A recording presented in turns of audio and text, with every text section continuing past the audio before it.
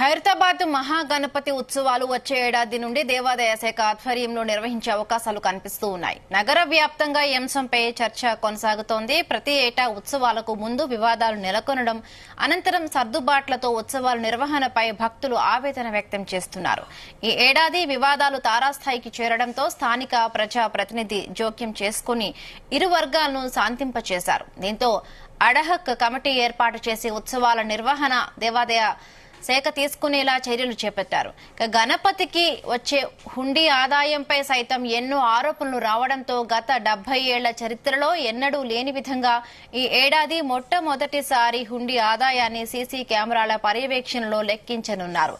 వీటన్నింటి నేపథ్యంలో ప్రపంచ ప్రసిద్ధిగాంచిన మహాగణపతి ఉత్సవాలను ప్రభుత్వం దేవాదాయ శాఖ ఆధ్వర్యంలో ఎలాంటి వివాదాలకు తావు లేకుండా మరింత భక్తి శ్రద్ధలతో నిర్వహించాలని భక్తులు కోరుతున్నారు.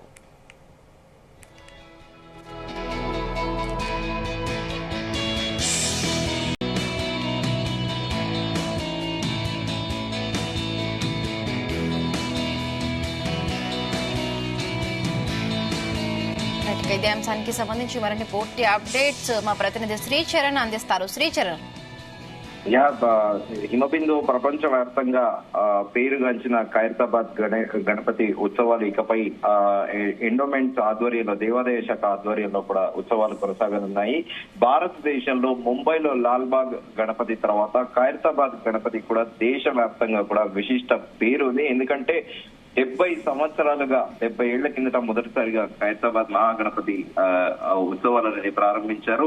ప్రస్తుతము ఉత్సవ కమిటీలో మెయిన్ అంటే ప్రధాన నిర్వాహకుడు రాజ్ కుమార్ ఎవరైతే ఉన్నారో వాళ్ళ తండ్రి మొదటిసారిగా కూడా ఈ ఖైరతాబాద్ మహాగణపతి ఉత్సవాలను ప్రారంభించారు. అయితే వచ్చే ఏడాది నుంచి దేవాదాయ శాఖ ఆధ్వర్యంలోని ఖైరతాబాద్ మహాగణపతి ఉత్సవాలు జరపనున్నారని ప్రస్తుతం చర్చ నడుస్తోంది. నగర వ్యాప్తంగా ఈ అంశంపై కొనసాగుతోంది చర్చ. ప్రతి ఏడాది ఉత్సవాలకు ముందు వివాదాలు నెలకొనడము, అనంతరం సర్దుబాట్లతో ఉత్సవాల నిర్వహణపై కూడా భక్తులు ఆవేదన చేస్తున్నారు. ఈ ఏడాది వివాదాలు తారాస్థాయికి చేరడంతో స్థానిక ప్రజా ప్రతినిధి జోక్యంతో శాంతించిన ఇరు వర్గాలు కూడా శాంతించాయని కూడా చెప్తున్నారు.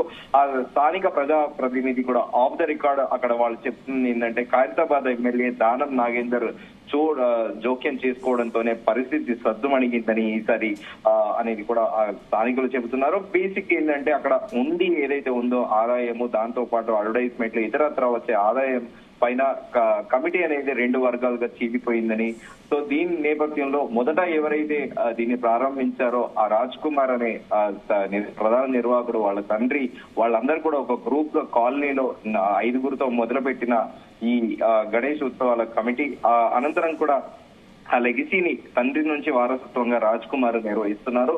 రాజ్ కుమార్ సోదరి కూడా దీంట్లో మెంబర్ గా ఉన్నారు. అయితే ప్రతి ఏడాది ఈ వివాదాలు అనేటివి తారాస్థాయికి వెళ్తున్నాయి. దీంతో ఒక అడ్హాక్ కమిటీని ఏర్పాటు చేసి ఉత్సవాల నిర్వహణ కూడా ప్రభుత్వం శ్రీకారం చుట్టే ఆలోచనలో ఉంది. గతంలో కూడా భారీ లడ్డును పంచే విషయంలోనూ తీవ్ర స్థాయిలో ఘర్షణలు, దీంతో ఉత్సవాలు అనంతరం సైతం స్థానిక పోలీసులు ప్రత్యేక బందోబస్తు ఏర్పాటు చేయాల్సి వచ్చేది. అయితే గణపతికి వచ్చే ఉండే ఆదాయం సైతం ఎన్నో ఆరోపణలు వెల్లువెత్తడంతో గత 70 ఏళ్ల చరిత్రలో ఎన్నడూ లేని విధంగా ఈ ఏడాది మొట్టమొదటిసారిగా హుండీ ఆదాయాన్ని సీసీ కెమెరాల పర్యవేక్షణలో కూడా లెక్కిస్తున్నారు. అయితే ఈ ఏడాది ఉత్సవాల అనంతరం హుండీ ఆదాయం, ప్రకటన రూపంలో వచ్చిన ఆదాయము, ఆన్లైన్ ద్వారా వచ్చిన ఆదాయము, యూపీఐ ట్రాన్స్ఫర్ల ద్వారా వచ్చిన ఆదాయాన్ని సమగ్రంగా ప్రకటించే అవకాశం ఉందని కూడా చెబుతున్నారు. అయితే వీటన్నిటిని నేపథ్యంలో ప్రపంచ ప్రసిద్ధిగాంచిన మహాగణపతి ఉత్సవాలను ప్రభుత్వం దేవాదాయ శాఖ ఆధ్వర్యంలో ఎలాంటి వివాదాలకు తావు లేకుండా మరింత భక్తి శ్రద్ధలతో నిర్వహించాలని